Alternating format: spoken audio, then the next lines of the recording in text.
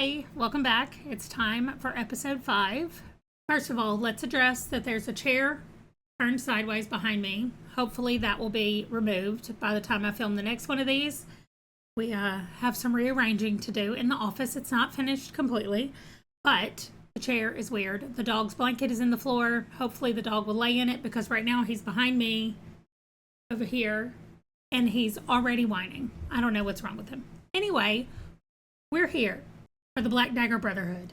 Episode number 5. I've already been told that I'm going to love this episode, so I'm excited. It's an hour long, which I think is longer than the rest. Maybe not. An hour and 16 minutes. So I want to say that's longer than the others, but I don't know. Anyway, we're just going to jump right into it. So Beth just went through the transformation. That's what we'll say. Went through the transformation and bit Wrath for the first time. I'm so happy that we immediately go back to Butch and Marissa. Oh my gosh. I promise I'm going to calm down about the Butch and Marissa stuff, but right now, no. I'm still too excited about it.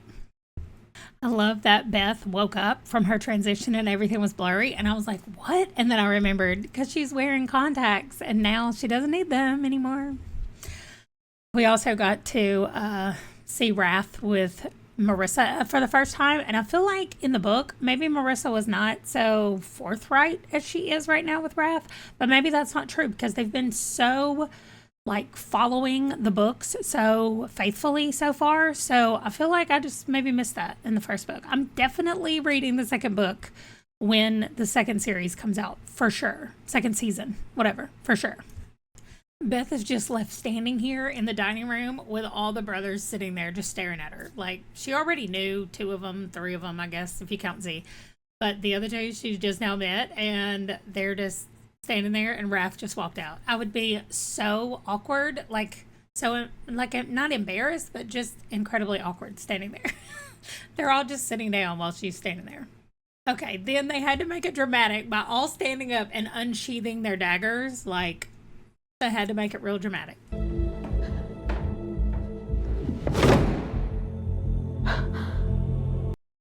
Then even Z. And I know, okay, no, we haven't gotten there. I can't spoil it, but oh my gosh.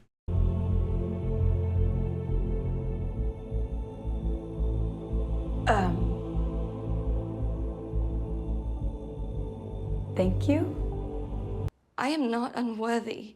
Oh my gosh. Marissa has never been my favorite, even though Butch is, but I might really like this Marissa a lot. She might end up being my favorite. Anyway, I like it right now. The whole thing where Butch thinks that she's just pretending and coming on to him, that was really funny. But now he's going to have to believe her, right? She's telling the truth, Butch. I'm really, really sorry. I forgive you. You shouldn't.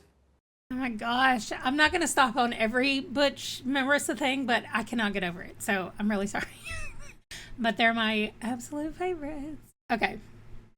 Butch is the best though, right? Like, if you've watched this series, how do you not love Butch the most? Anyway, sorry. Here we go.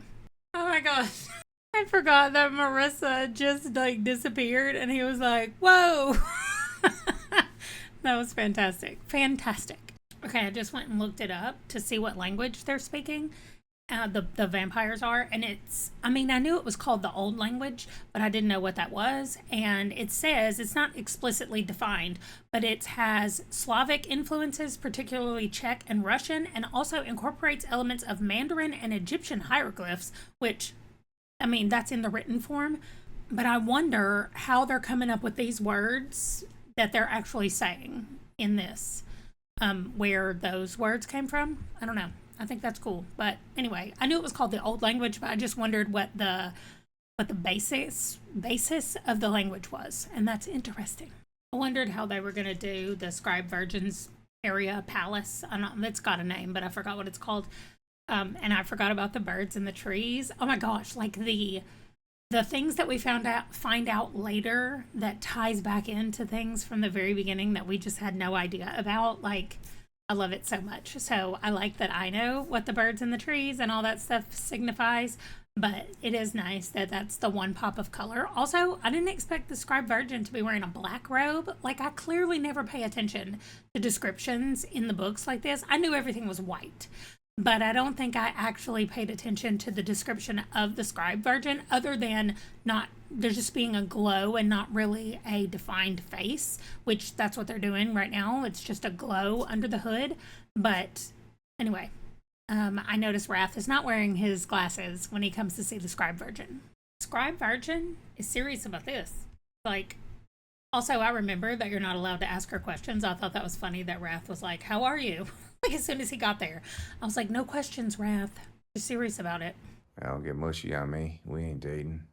Ah, that's the line right there. That's the line. I love that we get to see Butch and V wake up in these twin beds with like the yellow, bright blankets and sheets on the bed, and they're both just out. I mean, Butch is still completely dressed in his button-up white shirt, and V, oh my gosh, so funny. I love them together. We're on the second day of Beth just wearing a robe. Like, she hasn't been dressed in 2 days now. Well, I don't know, because days run weird there. It's the next night. But anyway, the night before, she was wearing the robe. So please let her put some clothes on. I think I said this also in the last one. She never gets dressed. Anyway, I know she's about to put on her dress for the ceremony. I'm excited about the ceremony because things happen. And I remember when I read this the first time, how shocked I was that this was part of the ceremony, and how also amazing I thought it was at the same time. Like, I cannot wait to see how they actually do it. Anyway, the ceremony is awesome. So weirdly, I don't like Wellesley. Like, I feel like if I were watching this and I didn't know anything, I'd be like, Wellesley is a bad guy. And I don't know what it is about her, but I feel like she is like one of those mean girls that's pretending to be nice so that she can then like humiliate somebody. I don't know what is giving me those vibes, but that's what it feels like. So Wellesley, I feel like she would be a bad guy, except I know what happens. But anyway, I don't like her. I would kiss you now. Oh my god. I love Butch and Marissa so much. Like, how did they not completely steal the show from everybody that's watching this? Butch, the best. Okay, I do not love the crown that Wrath is wearing. I do like that it's red. I just need to see it more up close, I think. But he's still got the wraparound sunglasses on while he's wearing the crown, which almost makes him look like, I don't know, that he's been to Burger King or something. I do not love it. But I'm so excited about the ceremony. Also, I'm not sure what kind of shirts they're all wearing. That's like all the way open. I don't know. Weirdness. But again, all the clothes look brand new, which maybe they make them because it's so infrequently that they wear this. I don't know. But I don't love Beth's dress either. Like Wellesley said, it hasn't been worn since 1814. Well, it looks like it. So anyway, I just am not into that kind of dress, but it is pretty. It's just not something that I would pick. Anyway, it goes really good with the whole red motif they have going on with her gigantic ring and everything, and the jewels on his crown. So, oh my gosh, Fritz in the background, like wiping his eyes because he's crying. Adorable. Okay. I love Fritz so much. Anyway, especially when he got so giddy that there were people in the house and he was like, Darius would love this. Anyway, I love Fritz as well. We're about to get to see my favorite part right here at the very end. The ceremony is happening. Oh my gosh. We go from the ceremony that was like fantastic to freaking Billy Riddle and the Omega. Ew. No, I don't like any of it. Oh, I hate the Lessers. I hate the Omega. I hate all of it. Why? Why are we ending it like this? I don't want to see this. There's blood everywhere. No. Okay, I've been waiting on the Havers to Z proposition because I knew that was going to be happening at some point. Just didn't know that it was at the end of this episode. So I have one episode left. I already know how the book ends, so I know what's going to happen.